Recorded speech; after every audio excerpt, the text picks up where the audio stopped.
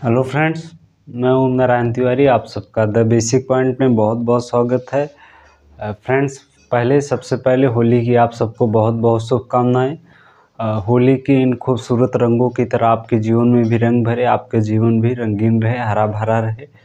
ठीक है फ्रेंड्स, तो आज देखिए, आज हम अपना बात करेंगे कि लद्दाख पे, कि लद्दाख में ऐसा क्या है सोनम वांगचुक जी का, जो कि 3 इडियट में रेंचो के किरदार निभाए थे, जो कि आमिर खान और रियल लाइफ में। लेकिन रियल लाइफ में हम लोगों ने उनको खूब पसंद किया, बट रियल लाइफ में हम लोग उनको नहीं पसंद कर रहे हैं। ठीक है, कि मतलब उनके इतने दिन आंदोलन का, जो एक तरीके से आमरण अनशन कह सकते हैं, आमरण अनशन नहीं तो कम से कम इतना तो रहता है कि भूख हड़ताल पे बैठे हैं और निश्चित रूप से लगातार उनका स्वास्थ्य बिगड़ रहा है। लेकिन एक आम आदमी उससे नहीं जुड़ पाता। आम आदमी का सबसे बड़ा रीज़न ये है कि आम आदमी को पता ही नहीं है कि क्लाइमेट चेंज क्या है। जैसे सोनम वांगचुक जी की कुछ मांग है, जिसमें सबसे प्रमुख तो ये हो जाता है क्लाइमेट चेंज, लद्दाख के क्लाइमेट को बचाए रखना। बाकी और सब सेकेंडरी है कि वहाँ का जो लोक सेवा आयोग होना चाहिए, मतलब राज्य लोक सेवा आयोग होना चाहिए, और स्थानीय लोगों के लिए आरक्षण होना चाहिए। और सोनम वांगचुक जी की मांग दो चीज़ें, जैसे एक होता है शेड्यूल 6 है, ठीक, शेड्यूल 6 में जो असम, मेघालय, त्रिपुरा, मिजोरम 4 राज्यों को रखा गया, वहाँ पे जो उनके शेड्यूल ट्राइब रहती है, शेड्यूल ट्राइब और शेड्यूल कास्ट को लेके कुछ विशेष आरक्षण मिल जाता है। ठीक, और एक आ जाता है आर्टिकल 371। आर्टिकल 371 में रखने के लिए तैयार है। आर्टिकल 371 से मतलब होता है कि वहाँ के जो स्थानीय नौकरियाँ होगी, वहाँ पे स्थानीय लोगों के लिए 80% आरक्षण का प्रावधान रहेगा। ठीक, तो ये सब तो सेकेंडरी है। मेन चीज़ क्या है, देखिए, हम जानते हैं कि हमारे यहाँ 2 डिजर्ट है। ठीक है, कश्मीर में है, ठीक, कश्मीर में जो है कोल्ड डिजर्ट है, और राजस्थान में देखेंगे तो राजस्थान में गर्म डिजर्ट है, हॉट डिजर्ट है। ठीक, ठंडा रेगिस्तान और गर्म रेगिस्तान है। अब कश्मीर में देखिए, वहाँ पे सरकार, वहाँ पे पहाड़ वगैरह है, हिमालय का क्षेत्र है, इकोलॉजिकल सिस्टम बेहतर है, तो वहाँ पे बिजली वगैरह लगाने के लिए सरकार विचार करती है। लेकिन उसी चीज़ को लेके आंदोलन है कि यहाँ पे नहीं लगाना चाहिए। फिर सरकार ने विचार किया, नहीं, यहाँ पे सोलर पैनल लगा दिया जाए। ठीक है, सोलर पैनल से काम चल जाए, वहाँ से पन बिजली का उत्पादन होगा। तो उस पर भी सोनम वांगचुक जी का तर्क नहीं, यहाँ पे जो भेड़ बकरियाँ चराते हैं, फिर उनका हास हो जाएगा। ठीक है, वो हाशिए पे पहुँच जाएंगे। ठीक है, तो निश्चित रूप से चिंता का विषय है। देखिए, आम आदमी नहीं जुड़ पाने का सबसे बड़ा रीज़न यही है कि आम आदमी को इस बात से फ़र्क ही नहीं पड़ता है कि क्या चल रहा है, क्लाइमेट चेंज क्या है। आज के समय में सबसे बड़ा मुद्दा जो होना चाहिए, वो वर्तमान समय में क्लाइमेट चेंज का होना चाहिए।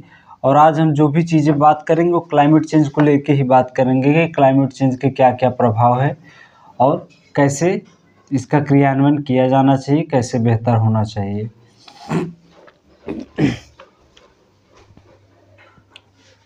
और फ्रेंड्स, आम आदमी को इस बारे में जानकारी न होने के पीछे रीज़न है कि कोई भी सेलिब्रिटी, जिसको हम सेलिब्रिटी मानते हैं, आके इस मुद्दे पे बात नहीं करेंगे।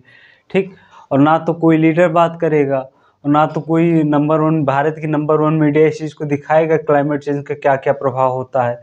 कई बार द हिंदू वगैरह में आर्टिकल छप जाता है, तो ठीक है, यूएन का डाटा वगैरह कोई क्यों पब्लिश करेगा।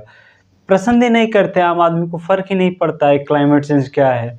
जबकि वर्तमान सबसे बड़ा मुद्दा होना चाहिए क्लाइमेट चेंज क्या है। अगर जो परिस्थितियाँ वर्तमान में हैं, वही सेम परिस्थितियाँ लगातार चलती रहें, तो आने वाली पीढ़ियाँ हमें सिर्फ़ और सिर्फ गाली देगी। ठीक है, हम कुछ डाटा के साथ शुरुआत करते हैं। पहला डाटा हम ले लेते हैं WHO का, वर्ल्ड हेल्थ ऑर्गेनाइजेशन का। वर्ल्ड हेल्थ ऑर्गेनाइजेशन का एक डाटा है कि 3.1 बिलियन पीपल, ठीक है, इनको गुड डाइट नहीं मिल पाता है, मतलब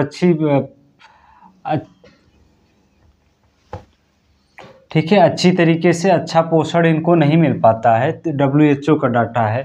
ठीक है, 3 करोड़ 3.1, ठीक है, मतलब 3 अरब लोग हैं। ठीक, 3 अरब लोग ऐसे हैं, 8 अरब की आबादी है टोटल विश्व में, जिसमें एक अच्छा न्यूट्रिशन जो होना चाहिए, प्रॉपर जो खाने के लिए प्रक्रिया होना चाहिए, जैसे ब्रेकफास्ट है, लंच है, डिनर है, वो 3 करोड़ लोग विश्व में नहीं मिल पाता अच्छी डाइट। ठीक है, और एक और डाटा है कि यहाँ पे 2.4 बिलियन लोग, ठीक है, 2.4 बिलियन मतलब 2 अरब 40 करोड़ लोग का, ठीक है, नॉट एक्सेस टू फूड, भोजन तक पहुँच ही नहीं है, ठीक। और उसमें भी करीब 90 करोड़ के आसपास है, या 90 करोड़ या समथिंग 80 करोड़ के आसपास लोग हैं जो भूखे ही सोते हैं, ठीक। भूखे सोते हैं, इनको कोई पहुँच ही नहीं है, 2 टाइम का छोड़ दिए, 1 टाइम का भी मुश्किल से मिल जाता है, ठीक है। ठीक, नॉट एक्सेस टू फूड या not have constant access to food. तो यहाँ पे देखिए, अब ये सबसे बड़ा रीज़न है कि क्लाइमेट चेंज। क्लाइमेट चेंज कैसे, देखिए हम जानते हैं कि वेदर डिस्टर्बेंस नहीं होना चाहिए। वेदर डिस्टर्बेंस मतलब ये है कि जैसे मान चलिए गेहूँ है, गेहूँ कब बोया जाता है, लगभग नवंबर दिसंबर बोया जाता है, और गेहूँ काटने का समय यही है, ठीक है। और लगभग मतलब मान के चलिए कि लास्ट मार्च अप्रैल के आसपास कटाई शुरू हो जाती है, लास्ट मार्च से लेके, और नहीं तो अप्रैल, यही चीज़ है अप्रैल मई, ठीक है। लास्ट स्टार्टिंग अप्रैल से लेके स्टार्टिंग मई तक। अब सोचिए अगर मार्च में बारिश होने लगे तो क्या हो जाएगा, वेदर डिस्टर्बेंस होगा, गेहूँ नहीं होगा निश्चित रूप से। और मार्च में नवंबर दिसंबर जब हो जाए तो उस समय बहुत गर्मी पड़ने लगे, या उसमें बारिश पड़े, ओले पड़े, तो निश्चित रूप से नहीं होगा। अरे सिंपल सी चीज़ है कि गेहूँ के लिए एक निश्चित तापमान चाहिए, निश्चित प्रेशर चाहिए, निश्चित वायु चाहिए, और निश्चित वर्षा चाहिए, ठीक है। ऐसा नहीं है कि हर चीज़ कुछ भी रहेगा तो हो जाएगा, बिल्कुल नहीं। ठीक, गेहूँ के लिए एक निश्चित तापमान चाहिए, ठीक है। बुआई के समय होना चाहिए 20-25 डिग्री तक होना चाहिए, ठीक। 25-30 डिग्री तक रहे। कटाई के समय भी 35-40 डिग्री, 30-35 डिग्री तक रहना चाहिए। वर्षा भी एक निश्चित मात्रा में वर्षा चाहिए, और हर चीज़ एक निश्चित मात्रा में चाहिए। अगर वो अनिश्चित हो जाएगा, वो डिस्टर्बेंस होगा, तो निश्चित रूप से दिक्कत आएगा, ठीक।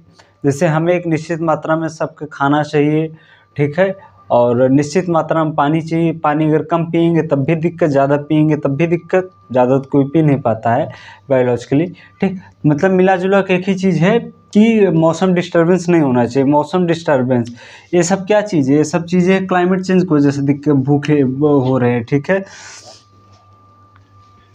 ठीक है फ्रेंड्स, आगे बढ़ते हैं।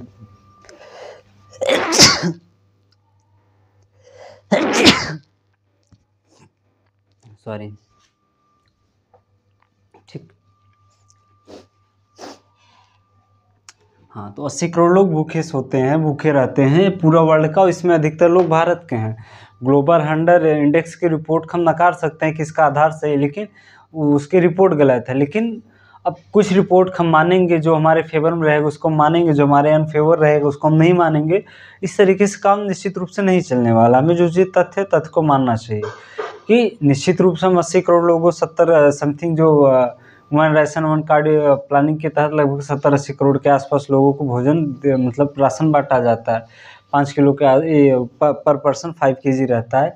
लेकिन सिर्फ गेहूँ देने से नहीं हो जाता प्रॉपर न्यूट्रिशन ने, ठीक। हमें नहीं कह रहे हैं कि चीज़ वो सब कुछ मुफ्त में देना चाहिए, लेकिन एक जो डाटा है उस चीज़ को हम गौर कर रहे हैं, ठीक। सबसे बड़ा रीज़न है क्लाइमेट चेंज। और क्लाइमेट चेंज का असर किस पे रहेगा, क्लाइमेट चेंज का असर रहेगा सबसे ज़्यादा गरीबों पे ही रहेगा। क्योंकि अमीर लोग क्या आता, मान लीजिए गेहूँ अभी 24 रुपये किलो मिल रहा है या 25 मिल रहा है, ठीक।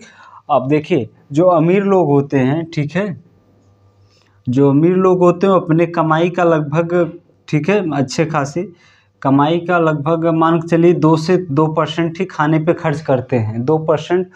और जो गरीब लोग होते हैं, गरीब लोग का खाने पे खर्च होता है जो 70% के आसपास हो जाता है, ठीक है। अगर वेदर डिस्टर्बेंस रहेगा तो वेदर डिस्टर्बेंस की वजह से निश्चित रूप से फसलें प्रभावित होगी, फसलें नहीं होगी। जब फसलें नहीं होगी तो क्या होगा कि जो मध्यम वर्गीय या जो निम्न वर्गीय परिवार के लोग हैं, निश्चित रूप से उनको कमाई का 70% ऑलरेडी लगाते थे, अब 70% से भी ज़्यादा मतलब पैसा लगने लगेगा। इनको कोई दिक्कत नहीं है, 2% है, ठीक है।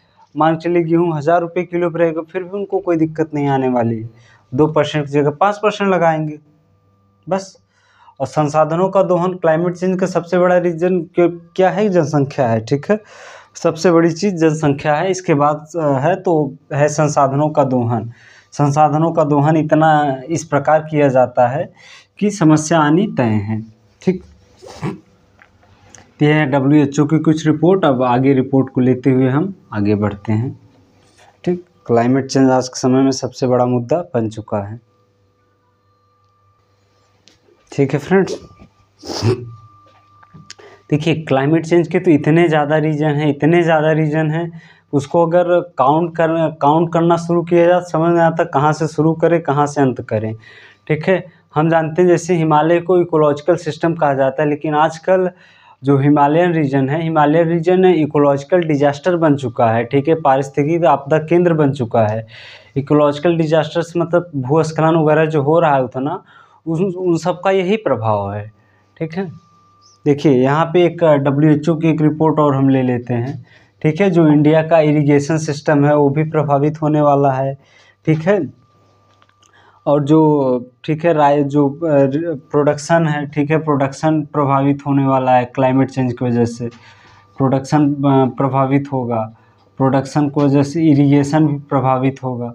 ठीक, इरिगेशन इसलिए प्रभावित होगा, देखिए आने वाले समय में चूँकि लगभग भारत में जितनी भी कृषि की जाती है उसका लगभग 75% हिमालयन रिवर से की जाती है, मतलब मिला जुला के उत्तर भारत में। ठीक है, खास करके जो खाद्यान्न फसलें, ठीक है, जैसे गेहूँ चावल वगैरह ये सब हो गया। ठीक है, मान लीजिए साउथ में कुछ जगह मसाले होते हैं, कुछ जगह नारियल होते हैं, लेकिन उससे पेट तो नहीं भरता है निश्चित रूप से। ठीक है, ड्राई फ्रूट्स वगैरह होते हैं। तो क्या होता है कि जो हिमालयन रिवर में सबसे बड़ा रीजन यही है, उत्तर भारत पूरा यूपी, राजस्थान, बिहार, पश्चिम बंगाल, झारखंड। ठीक है, और इधर राजस्थान, पंजाब, पूरा जम्मू कश्मीर, सब कुछ हिमालयन रिवर के अंतर्गत आता है। तो भारत में कृषि का 70 से 80% हिमालयन रिवर पर डिपेंडेंट है।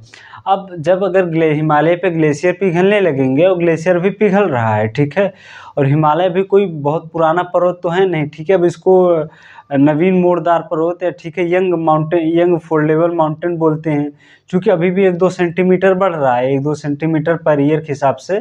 ठीक है, पर ईयर अभी भी हिमालय का विकास हो रहा है। तो निश्चित रूप से हिमालय बहुत ठोस नहीं है, मतलब ठोस तो है लेकिन अरावली वगैरह की तरह ठोस नहीं है, अभी पुराना पर्वत है, उसी से वर्षा होती है, पश्चिमी मानसून हवाएं उसी से टकरा के भारत में वर्षा होती है। और जब एक बार ग्लेशियर पिघलेगा, निश्चित रूप से ग्लेशियर जब पूरा पिघल जाएगा तो एक बार पूरा बाढ़ आ जाएगा, पूरा टोटल बाढ़ आ जाएगा। धीरे धीरे बाढ़ से जो चीज़ें खत्म हो जाएगी, फिर सूखा आ जाएगा। ठीक, बाढ़ से भी कृषि प्रभावित होगी, कुछ साल 1-2-4 साल बाढ़ आएगा, 2-4 साल के बाद फिर सूखा पड़ने लगेगा। फिर इन नदियों में पानी देखने को तरस जाएंगे हम। और निश्चित रूप से आज यही कारण है कि मतलब कोई तर्क नहीं है कि इसका कैसे सॉल्यूशन किया जाए। ठीक, तो मेन चीज़ क्या है कि इरिगेशन प्रभावित होगा। हिमालयन रिवर पे हम लोग आज भी डिपेंडेंट हैं। अगर हिमालयन रिवर में पानी नहीं रहेगा, रिवर में हिमालयन नदियों में, निश्चित रूप से सिंचाई का और कोई साधन नहीं बचा है। भूमिगत जल बहुत सीमित मात्रा में बचा है, भूमिगत जल ऑलरेडी बहुत प्रभावित हो रहा है। ठीक है, WHO के एक और डाटा है कि इंडिया ने जो 365 दिन में से लगभग 315 दिन अपना एक्सट्रीमम देखा है। ठीक है, मतलब कि एक्सट्रीमम वेदर इवेंट देखा है, इसको लिख लीजिए, एक्सट्रीमम वेदर इवेंट। इसका मतलब है कि मौसम डिस्टर्बेंस रहता है, जैसा जितना रहना चाहिए, ना तो पर्याप्त मात्रा में गर्मी, ना तो पर्याप्त मात्रा में ठंडी, ना तो पर्याप्त मात्रा, मतलब एक जो फॉर्मेट होता है कि नहीं मार्च में है, मार्च में भी देखिए अभी का टेम्परेचर 36-37 डिग्री चल रहा है।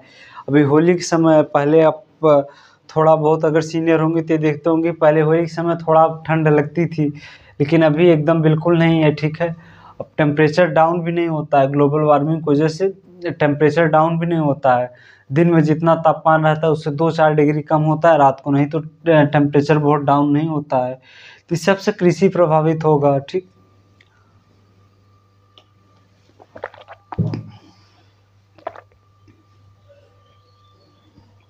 ठीक, और WHO का एक और डाटा देख लेते हैं।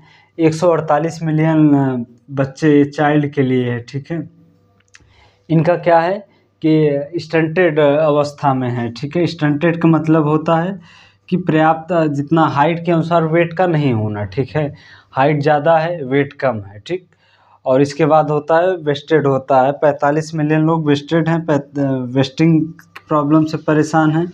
ठीक है, वेस्टिंग या वेस्टिंग शब्द रहता है। वेस्टिंग मतलब उनकी मोटापा ज़्यादा है और हाइट कम है। ठीक है, और इसके बाद 37 मिलियन ऐसे बच्चे हैं जो ओवरवेट हैं। ठीक, ओवरवेट, लंबाई वगैरह सही, मतलब ये सब क्या न्यूट्रिशन की कमी की वजह से चीज़ें होती है।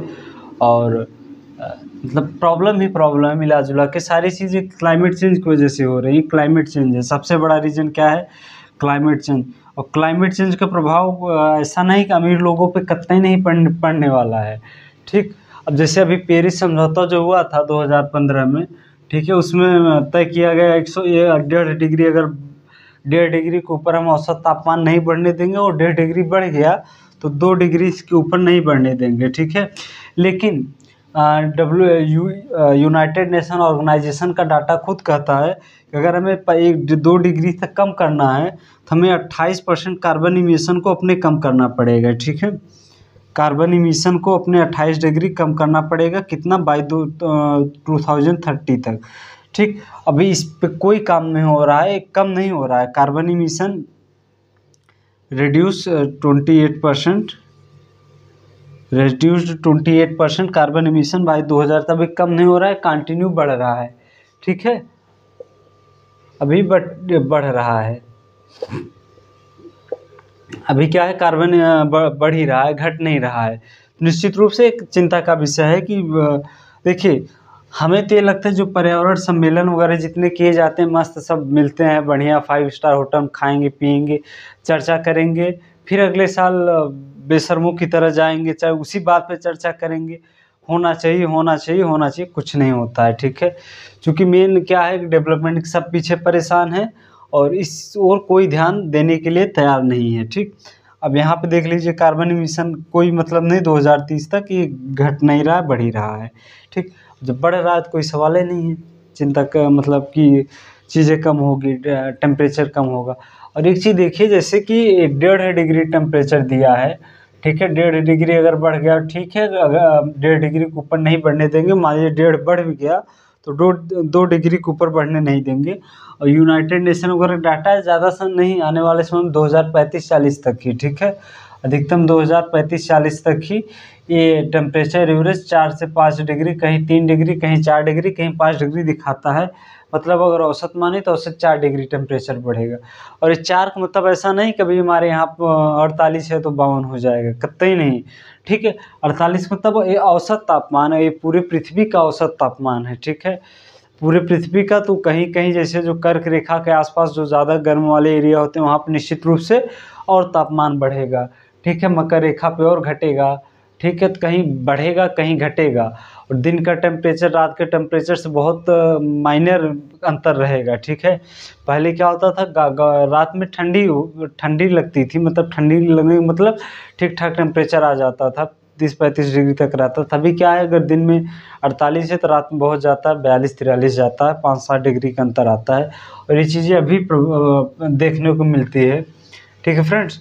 तो यहाँ से क्या होगा, 2 डिग्री मतलब औसत समझ लीजिए कि यूपी वगैरह में अगर आप तो मिनिमम जो अभी की स्थितियाँ हैं 2035-40, 2030-35 तक आपको 60 डिग्री टेम्परेचर देखने को मिलेगा।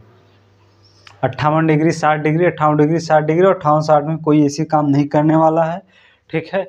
टेक्नोलॉजी के बल पे बहुत कम ही लोग जिंदा रह सकते हैं, ज़्यादातर लोग टेक्नोलॉजी के भरोसे नहीं हैं। क्योंकि निश्चित रूप से टेक्नोलॉजी आप लगाएंगे, टेक्नोलॉजी कॉस्टली पड़ता है। टेक्नोलॉजी का वहन करने के लिए सबके पास पैसा होना ज़रूरी है, और सबके पास सभी लोग तो भूख से परेशान हैं, ठीक है, स्टंटेड वेस्टिंग परेशान है, ओवरवेट का परेशान है, ठीक है। और 2.4 बिलियन लोग ऐसे हैं जिनकी फूड तक पहुंच ही नहीं है। 3.1 बिलियन लोग ऐसे हैं जिनको अच्छे डाइट प्रॉपर न्यूट्रिशन नहीं मिल पाता है, ठीक। तो ये सब 90 करोड़ ऐसे हैं जिनकी भोजन मिल ही नहीं पाता है, ठीक है, टोटल मिला के वर्ल्ड का है, ठीक है, जिसमें अफ्रीकन कंट्री भी है और इंडियन कंट्री भी है। ये सब चीज़ें समस्या बरकरार आने वाले समय में रहेगी ही रहेगी। ये तो हो गया भूख की समस्या। आने वाले समय में सबसे बड़ी चीज़ पानी की भी समस्या होगी, ठीक है। देखिए, ज़्यादातर हम लोग क्या करते हैं कि अब पक्का करने की आदत हो गई है, ठीक है, रोड भी पक्का कर दिए, और अपना जो घर के बाहर का लॉन वगैरह होता है उसको भी लोग पक्का करने लगे हैं। अभी आप हाल फिलहाल में न्यूज़ देख रहे होंगे कि बेंगलोर में पानी की समस्या नहीं है, ठीक है, सॉरी, पानी की समस्या बहुत ज़्यादा है। वहाँ की जो गवर्नमेंट है वहाँ के जो एडमिनिस्ट्रेशन है वो स्कूल कॉलेज बंद कर रहे हैं, ठीक है। उनका तर्क है कि स्कूल वगैरह आप मत आइए, स्कूल आएंगे ऑफिस आएंगे तो आपको पानी देना पड़ेगा, पानी है नहीं हमारे पास, तो ऐसे में आप वर्क फ्रॉम होम करिए, ठीक है। वर्क फ्रॉम होम करेंगे तो निश्चित रूप से ठीक रहेगा आपके लिए।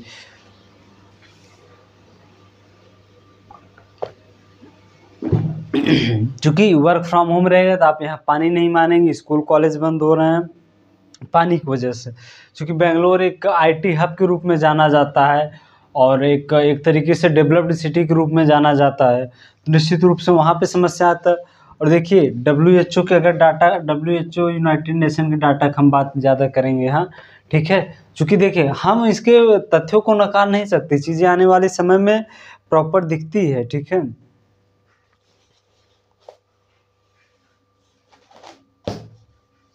इसमें 100 सिटीज़ का डाटा निकाला था पूरे विश्व में, 100 सिटीज़ ऑफ वर्ल्ड, ठीक, पानी की समस्या के लिए, जिसमें 13 इंडिया, ठीक, 13 इंडिया, 30 इंडिया का निकाला था। 100 शहरों में से 30 भारत के शहर रहेंगे, ठीक है। 2050 तक पानी नहीं रहेगा, पानी नहीं रहेगा, ठीक, या वाटर लेवल डाउन हो जाएगा। डाउन नहीं होगा मतलब ख़त्म हो जाएगा, डाउन तो हो ही रहा है, ठीक है। वाटर लेवल डाउन नहीं, एकदम डाउन से डाउन, एकदम प्योर डाउन, मतलब पूरा तरीके से डाउन हो जाएगा। और इसमें बेंगलोर का स्थान पहला नहीं है, आपको जानकर आश्चर्य होगा, बेंगलोर का स्थान 10वां है, ठीक है। इसमें बेंगलोर को 10 स्थान पे दिया गया था, ठीक है। पहला शायद जयपुर है, जयपुर, इंदौर, ऐसे करके आप थोड़ा सा गूगल करके देख लीजिएगा, गूगल पे चीज़ प्रॉपर मिल जाएगी, ठीक है। जयपुर, इंदौर है, हाँ सही है, ठीक, जयपुर, इंदौर है, थाने हैं। बेंगलोर का स्थान हमने देखा था, उसमें बेंगलोर 10 स्थान पे है। तो सोचिए अभी से इतनी समस्या, बेंगलोर का स्थान 10 पे है, मतलब भूख से भूख और प्यास से भी मरने वाले हैं लोग, ठीक। और कई वैज्ञानिक कहा है कि जो आने वाले समय का थर्ड वर्ल्ड वार होगा, थर्ड वर्ल्ड वार, ठीक है, ड्यू टू वाटर, पानी के कारण होगा, will be due to water, पानी की समस्या के कारण होगा, ठीक है। तो निश्चित रूप से क्लाइमेट चेंज का कितना भूखे प्यासे तीनों तरीके से, इसमें भी देखिए फ्रेंड्स, परेशान गरीब लोग ही रहेंगे, ठीक। अमीर लोग को कोई फ़र्क नहीं पड़ता, मान लीजिए अभी 50 रुपये की बोतल पानी पी रहे होंगे, 1000, चूँकि मतलब डाटा है, द इकोनॉमिक्स टाइम्स का डाटा है, जो अमीर लोग होते हैं वो अपनी कमाई का 1 से 2% ही खर्च करते हैं, ठीक है।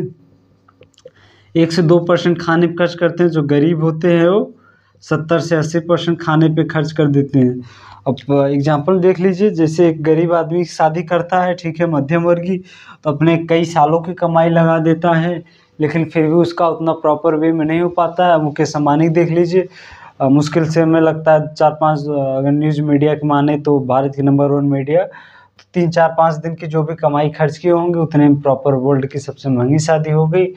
और गरीब बेचारा 10-10 साल का अपना मेहनत लगाते, निश्चित रूप से वो नहीं हो पाता उतना, ठीक। तो ये सब है, पानी की समस्या भी, प्यासे भी लोग मरने वाले। तो क्लाइमेट चेंज बहुत बड़ी रीज़न हो गया है, क्लाइमेट चेंज इसका, और इसका सबसे बड़ा रीज़न ये है, सोच लीजिए आप कि क्लाइमेट चेंज अगर होगा, ग्लोबल वार्मिंग बढ़ेगा, ठीक है, ग्लेशियर पिघलेंगे जो हिमालयन रिवर के, उससे बाढ़ आएगा, फिर सूखा आएगा, और जो अंटार्कटिक के बर्फ़ हैं वो बर्फ़ पिघलेगा, तो समुद्र का जलस्तर बढ़ेगा, तो मुंबई वगैरह बहुत समय तक टिकने वाले नहीं हैं शहर, ठीक है।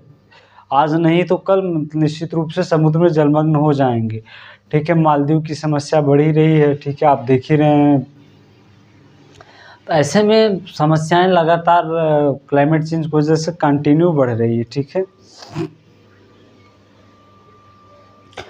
ठीक।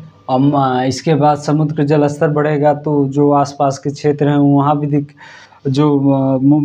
समुद्र के किनारे सबसे बड़े बसे शहर हैं, ठीक है। और समुद्र के किनारे अच्छे चाहे मुंबई, चेन्नई, कोलकाता, ठीक है, ये सब ऐसे शहर जो बहुत एक तरीके से डेवलप्ड में आते हैं। मुंबई भारत की औद्योगिक इंडस्ट्रियल कैपिटल के रूप में जाना जाता है। जब दिक्कत आएगा तो हर जगह से दिक्कत आना श्योर है, ठीक।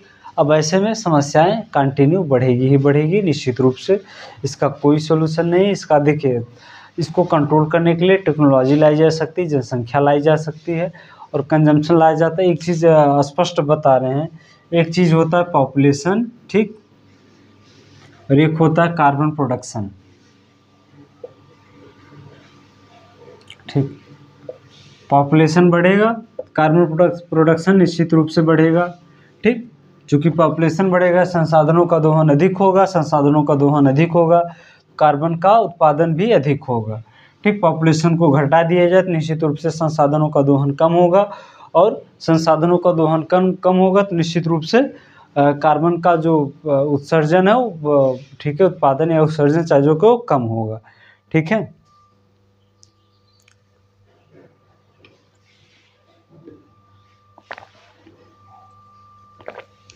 ठीक, जो हमारे समुद्र होते हैं, ठीक,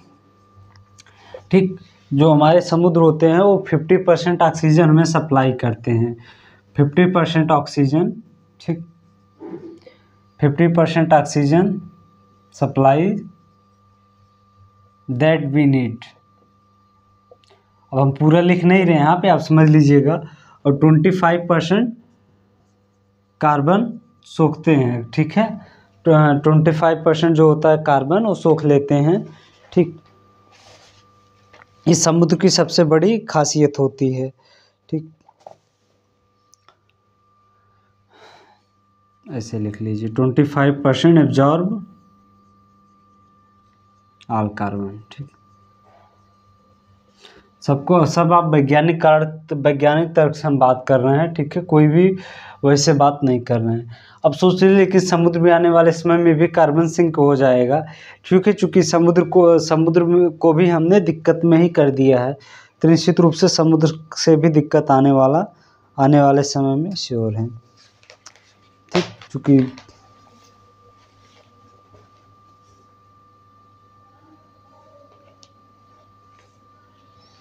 ठीक, 25% ऑक्सीजन जो हमें सप्लाई करता है, 25% कार्बन एब्जॉर्ब करता है, वहाँ से भी दिक्कत आ ही रही है, ठीक।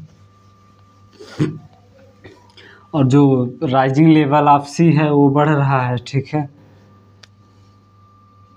राइजिंग लेवल ऑफ सी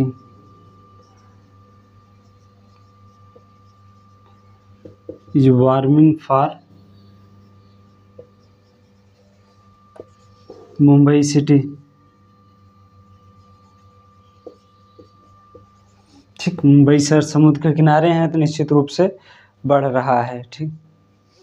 और एक यूनाइटेड नेशन ऑर्गेनाइजेशन का जो डाटा है तो आप सभी जानते हैं कि 50,000 लगभग साइंटिस्ट हैं, scientist of all countries, Bharat समेत दुनिया के, भारत, यूरोप, अफ्रीका समेत बहुत सारे देश हैं, जिसमें 15,000 से साइंटिस्ट, ठीक है, लगभग 200 देशों से, ठीक है,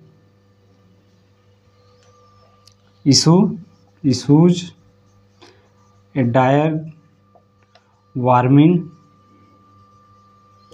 फॉर ह्यूमनिटी,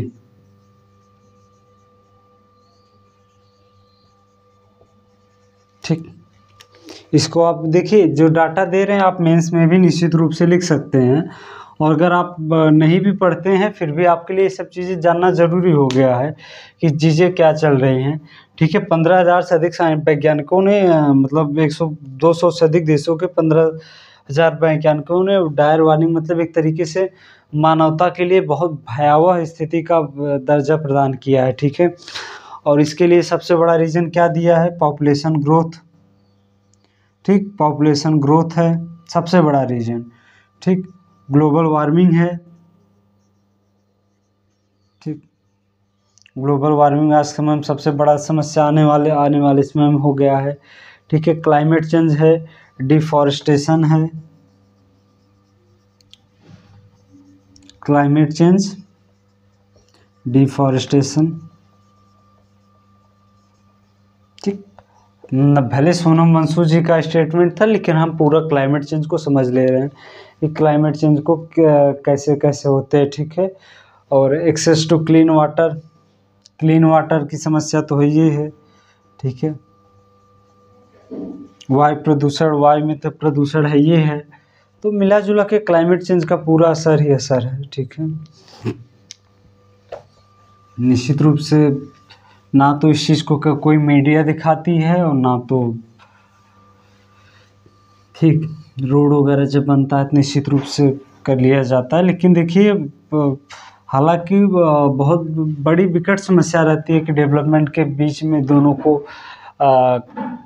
दोनों का समन्वय कैसे बनाएं, लेकिन बनाना तो पड़ेगा, नहीं तो अदरवाइज आने वाले समय में जब मनुष्य नहीं रहेंगे तो विकास का लेकर क्या होगा, ठीक। चूँकि मनुष्य नहीं रहेंगे तो कोई मतलब है नहीं।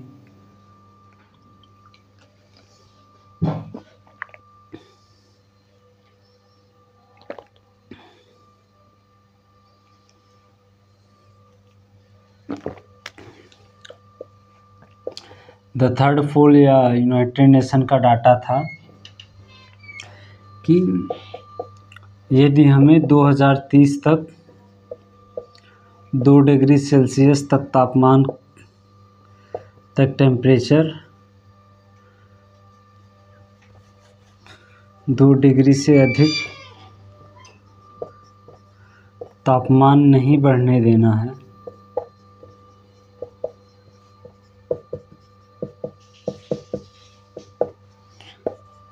तो कार्बन इमिशन को 2028 तक 28% कम 28% घटाना होगा। बट वर्तमान में अभी कार्बन इमिशन घटने के बजाय बढ़ ही रहा है, तो ये भी डाटा गलत निकलने वाला है, ठीक है। और जो वर्ल्ड वाइफ का डाटा है, ठीक है, कि अर्थ लॉस्ट, ठीक है, पृथ्वी पर रहने वाले जीवों के लगभग आधे स्पीसीज को पृथ्वी से समाप्त या उनका विलुप्त होने के कगार पे पहुंच गए हैं या विलुप्त हो चुके हैं, ठीक। तो इसको देख लीजिए, earth has loss half species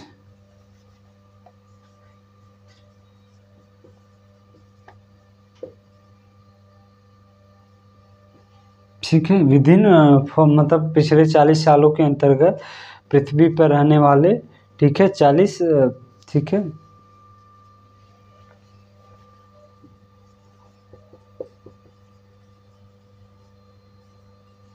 world life, ठीक है, वर्ल्ड लाइफ स्पीसीज को गायब कर दिया गया है, ठीक है फ्रेंड्स। तो आगे बढ़ते हैं, ठीक है। Earth has lost half it's world life into past 40 years, 40 साल के अंतर्गत आधे से अधिक स्पीसीजों को, ठीक है, कुछ समुद्री हैं, कुछ जलीय हुए, कुछ इस तरीके से गायब कर दिया गया है, ठीक।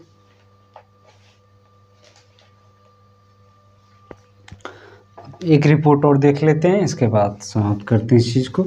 क्लाइमेट चेंज, बाकी क्लाइमेट चेंज जब इकोलॉजी इन्वायरमेंट पढ़ेंगे तो इस चीज़ को विस्तृत रूप से पढ़ेंगे। द टाइम्स ऑफ इंडिया की रिपोर्ट है, ठीक, कि लास्ट ईयर 2023 का है नहीं 2022 का है, ठीक है। India has loss 8% GDP because of climate change. चूँकि भारत एक कृषि प्रधान देश है, निश्चित रूप से अगर कृषि डिस्टर्ब होगा तो GDP डिस्टर्बेंस होगा ही होगा, ठीक है। और टाइम्स ऑफ इंडिया का एक और रिपोर्ट है कि इंडिया में लॉस 35% GDP बाई 2050 या, ठीक, बिकॉज ऑफ क्लाइमेट चेंज,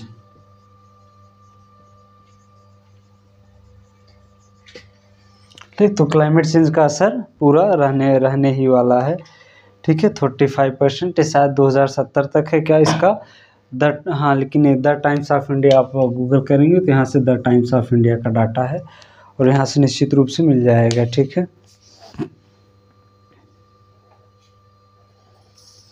ठीक। द हिंदू का एक आर्टिकल के थ्रू निकाला गया था, आने वाले समय में एक नया शब्द आपको मिलने वाला है, ठीक है। करीब 1.2 billion people will be climate refugee.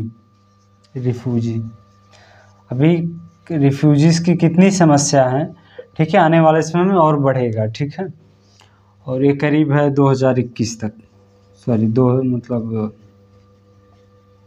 ठीक, हाँ 2100 तक है, सॉरी।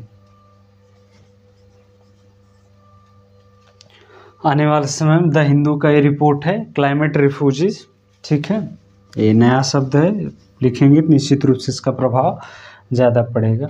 2100, जैसे अभी रोहिंग्या से परेशान है, क्लाइमेट रिफ्यूजी का मतलब जो होता है जैसे किसी शहर में पानी सूख गया तो कहाँ जाएंगे, ठीक है। तत्काल तो कोई मरेगा नहीं निश्चित रूप से, तो ऐसे में क्या होगा कि कहीं कहीं शरण लेंगे, तो निश्चित रूप से जहाँ जाएंगे वहाँ के संसाधनों का दोहन या संसाधनों का प्रयोग करेंगे, तो ऐसे में और बढ़ेगा।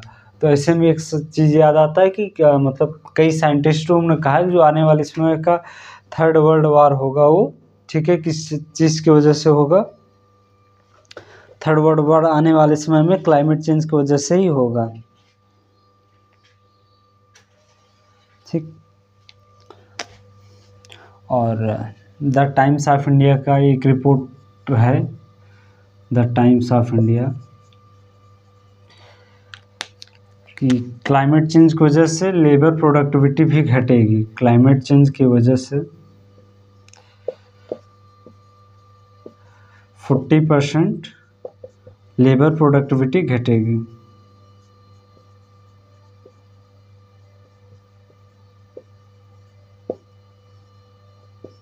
ठीक। तो उम्मीद करते हैं आपको समझ में आ गया होगा, और क्लाइमेट चेंज से संबंधित इशू का, और क्या है लद्दाख को लेके क्लाइमेट चेंज का इशू और क्यों ज़रूरी है, ठीक है। और हालांकि अभी इस चीज़ पे ध्यान नहीं दिया जा रहा है, लेकिन आने वाले समय में निश्चित रूप से अगर ध्यान नहीं दिया गया तो समस्याएं गंभीर हो सकती हैं, और अभी भी गंभीर ही है, ठीक। ठीक है फ्रेंड्स, मिलते हैं नेक्स्ट क्लास में।